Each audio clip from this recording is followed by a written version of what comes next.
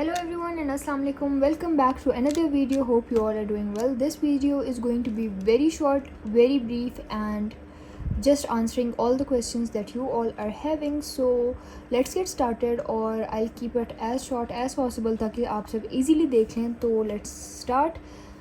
So I'll be sharing 5 tips for math exam क्योंकि ये 5 चीज़ें हैं जो बहुत इंपॉर्टेंट हैं और इससे आपका पेपर बहुत अच्छा हो सकता है.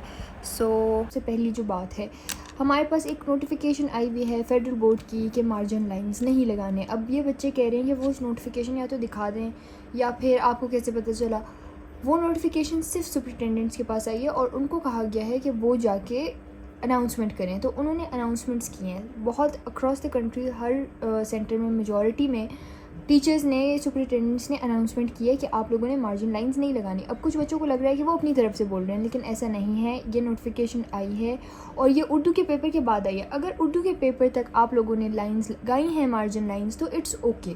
अगर अभी इसके बाद लगाएंगे तो फिर प्रॉब्लम हो सकती है. सो इसके बाद साइड्स पे आंसर शीट पे मार्जिन लाइंस नहीं लगाने. इसके आगे बच्चे ये पूछ रहे हैं कि वाई, क्यों, ये सब कैसे, किस लिए, इसकी रीज़न क्या है. फेडरल बोर्ड ने कोई रीज़न नहीं बताई. फेडरल बोर्ड ने बस कहा है कि लाइंस नहीं लगानी तो लाइंस नहीं लगानी बस. अब जैसे पहले आप लोग लगा रहे थे बेशक अपनी जो है ना नीटनेस दिखाने के लिए, अब आप लोग ना लगाएं. उन्होंने जब कह दिया कि ना लगाएं तो फिर आप लोग बस ना लगाएं. और कुछ बच्चों को ये टेंशन थी कि हमने जो पहले पेपर्स में लगाई है तो उनका क्या होगा. उनका कुछ नहीं होगा, वो खैर है. अब भी देखें, जब एक नोटिफिकेशन जब आती है उसके बाद उसकी इम्प्लीमेंटेशन होती है. जब उससे पहले नोटिफिकेशन आई नहीं थी तो इससे पहले कोई मसला नहीं है. आप लोग अगर लगाई हुई हैं तो इट्स फाइन, अभी नहीं लगानी आगे. सेकंड चीज़ हमारे पास है पेपर की टाइम मैनेजमेंट. अब हमारे पास अगर आप लोग देखें यहाँ पे शॉर्ट क्वेश्चंस हैं ऑलमोस्ट ओके. हमारे पास शॉर्ट क्वेश्चंस हैं 12 और हमारे पास लॉन्ग्स हैं 4. तो 4 लॉन्ग्स जो है ना, ये अब ऐसा है कि 15 मिनट्स में आपने एक लॉन्ग करना होगा, विच मीन्स 1 घंटे में चारों के चारों लॉन्ग्स करने हैं. अब ये सीन है कि आपके ये जो लॉन्ग्स दिए हुए हैं ना, ये आपने 1 घंटे में करने हैं. बाकी आपके पास जो टाइम बचेगा वो है 1 hour and 35 minutes which is nearly 95 minutes. 95 minutes में आपने ये सेक्शन बी सारा करना है. और इसमें अगर आप इसकी डिस्ट्रीब्यूशन करें तो अगर आप 7 to 8 मिनट्स में एक क्वेश्चन करें which is very easy to do. अगर 7 to 8 मिनट्स में आप एक क्वेश्चन करें तो वो बहुत इजीली हो जाएगा और आपका पेपर कंप्लीट हो जाएगा. तो आपने 7 to 8 मिनट्स में एक शॉट करना है और लॉन्ग के लिए आपने 15 मिनट्स लेने हैं. या फिर अगर आप ये 6 मिनट्स में कर सकते हैं तो आप इसको 6 मिनट्स पे लें और फिर अपने लॉन्ग्स के लिए आप लोग 20 मिनट्स भी यूज़ कर सकते हैं.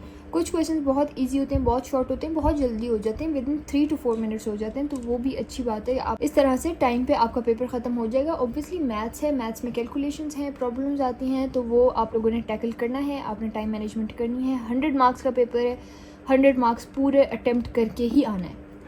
उसके बाद हमारे पास आ जाती है एक और चीज़ which is again very important कि कुछ बच्चे कहते हैं कि शॉर्ट के जो आंसर शीट्स होते हैं उसमें जगह नहीं होती पूरा क्वेश्चन अटैम्प्ट करने के लिए. देखिए, फेडरल बोर्ड उतनी आपको जगह देता है जितनी आपको रिक्वायर्ड होती है. दे नो कि ये क्वेश्चन के आंसर की जो रिक्वायरमेंट है क्या है और कितनी जगह में ये रिक्वायरमेंट कम्प्लीटली फुलफ़िल हो जाएगी. तो वो अगर आपको एक पेज दे रहे हैं शॉर्ट के लिए, इसका मतलब है कि एक पेज पे ही शॉर्ट आएगा और वो यूजुअली एक पे बहुत इजीली आ जाता है अनटिल एंड अनलेस आप एक एक लाइन छोड़ छोड़ के लिख रहे हैं या बहुत बड़ा बड़ा लिख रहे हैं. अगर आपकी राइटिंग इस तरह से है कि आपने बहुत नीट बड़ा बड़ा लिखना है तो फिर आप एक काम करें कि आपके जो पेज है उसके बीच में लाइन लगाएं. यहाँ से स्टार्ट करें सॉल्व करना और यहाँ पे भी सॉल्व करें. मतलब पेज के बीच में लाइन लगा के जैसे हम डिफरेंसेस लिखते हैं बिल्कुल उसी तरह आप एक साइड से स्टार्ट करके दूसरी साइड को भी यूटिलाइज़ कर सकते हैं. अगर आपको लग रहा है कि आपका क्वेश्चन कम्प्लीटली नहीं आएगा, पहले तो आ जाता है, बहुत ईजीली आ जाता है, लेकिन अगर आपको लगता है कि ये क्वेश्चन लंबा है तो फिर आप उस पेज को हाफ में डिवाइड कर दें. साइड्स पर मार्जिन नहीं लगानी, बीच में आप लाइन लगा सकते हैं. 4th टिप हमारे पास ये है कि आपने आंसर्स को अंडरलाइन करना है या मार्कर से बॉक्स बना लेना है या उसको मार्कर से अंडरलाइन करना है. कुछ भी करके आंसर्स को आपने हाईलाइट करना है. जो फार्मूला आप यूज़ करें उसको हाईलाइट करें और आंसर को स्पेशली आपने हाईलाइट करना है क्योंकि जब एग्जामिनर आपका पेपर चेक करने लगेंगे तो वो डायरेक्टली जब आंसर पे उनकी नज़र पड़ेगी ना हाईलाइटेड फॉर्म में, तो फिर उनको अगर आंसर ठीक होगा तो वो आपका पूरा क्वेश्चन करेक्ट कर देंगे कि भाई आंसर ही ठीक है तो क्या फ़ायदा चेक करने का. तो उसमें अगर आपके कोई 1-2 स्टेप्स स्किप भी हो गए बचत हो सकती है। तो क्वेश्चन के आंसर्स को प्रोमिनेंट करके लिखें ताकि एग्जामिनर को ढूंढना ना पड़े कि मेस्ड अप बनाया हुआ है या फिर बहुत मिक्सअप करके लिखा हुआ है। इसीलिए मैं कहती हूँ कि लाइन लगाएं। लाइन से होता है कि वो मिक्स नहीं होता, ये वाले स्टेप्स इस वाले से मिक्स नहीं होते। तो आपने फोर्थ चीज़ ये है कि आपने उसको हाईलाइट करना है। फिफ्थ एंड लास्ट स्टेप, अब आप लोगों ने मुझसे पूछा था कि कोई ऐसा तरीका है कि पोलिनोमियल के जो हमारे पास फैक्टर्स हैं वो हम चेक कर लें या फिर कैलकुलेटर से सारे एक बार में निकाल लें। तो हमें इस तरह का क्वेश्चन दिया होगा कि find roots of cubic polynomial. अब इसमें जो है ना, हमने स्टार्ट लेना होता है हिट एंड ट्रायल मेथड से, 3 को 3 से मल्टीप्लाई करके उसके फैक्टर्स प्लस माइनस करके, प्लस वाली वैल्यूज़ भी डालनी होती हैं, माइनस वाली भी डालनी होती हैं। फिर हमें देखना होता है कि किस पे ज़ीरो आया वो फैक्टर होता है, फिर एक फैक्टर आता है उससे हम सिंथेटिक डिवीजन करते हैं। तो अब पहला फैक्टर फाइंड करने के लिए हमें बड़ी मेहनत करनी पड़ती है। तो इससे बेहतर है कि हम लोग कैलकुलेटर से वो टाइम बचा के कैलकुलेटर से फैक्टर फाइंड कर लें। और कैलकुलेटर से एक और फ़ायदा ये होता है कि जब आप इसके क्यूबिक पॉलिनोमियल के रूट्स फाइंड कर लें तो आप अपना आंसर खुद चेक कर सकते हैं अपने ही कैलकुलेटर से उसी टाइम।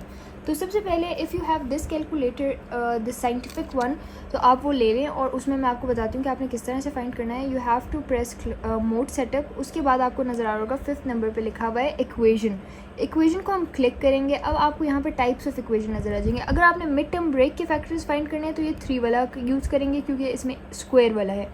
अगर आपको पोलिनोमियल दिया हुआ है, जैसे ये क्यूबिक पोलिनोमियल है, इसका है एक्स क्यूब है, तो आप ये वाला यूज़ करेंगे इज़ इक्वल टू 0 है जहाँ पे, ये वाला आप यूज़ करेंगे। अब आप 4 को क्लिक करें और उसके बाद यहाँ पे जो वैल्यूज़ दी हुई हैं वो इसको एंटर करें। जैसे फर्स्ट कोफिशेंट्स ऐड करने हैं, तो पहला कोफिशेंट है 3, वी विल ऐड 3 और फिर ये प्रेस करना है। उसके बाद हमारे पास सेकंड कोफिशेंट है -5, फिर हमारे पास आता है -11, फिर हमारे पास आता है -3। ये माइनस स्किप नहीं करने, साइंस वही रखने जो हैं। सारा ऐड करने के बाद आपने प्रेस करना है इक्वल और उसके बाद आपके पास पहला फैक्टर थोड़ी देर में आ जाएगा और ये हमारे पास पहला फैक्टर है 3। तो 3 इज़ द फैक्टर और फैक्टर ये एक फैक्टर आ गया। अब आपके पास ये दूसरा है और ये तीसरा है। तो इससे आप अपने आंसर्स इजीली चेक भी कर सकते हैं और 3 से आप डायरेक्ट सिंथेटिक डिवीजन भी कर सकते हैं। अब अगेन आपने अपने कैलकुलेटर को नॉर्मल स्टेट में ले जाना है, तो आप मोड सेटअप पे जाएंगे। मोड सेटअप पे जाके आपने 1 दबा देना है and that's it, your calculator is back to normal. So इस तरह से आप अपने आंसर पोलिनोमियल वाले बहुत इजीली चेक कर सकते हैं और फैक्टर्स भी निकाल सकते हैं। So these were the 5 tips for maths exam or I hope this was helpful for you all. So let me know in the comments कि कितनी तैयारी हो गई है। Till next time, Allah Hafiz and good luck for your exam. Remember me as well in your prayers. Bye bye.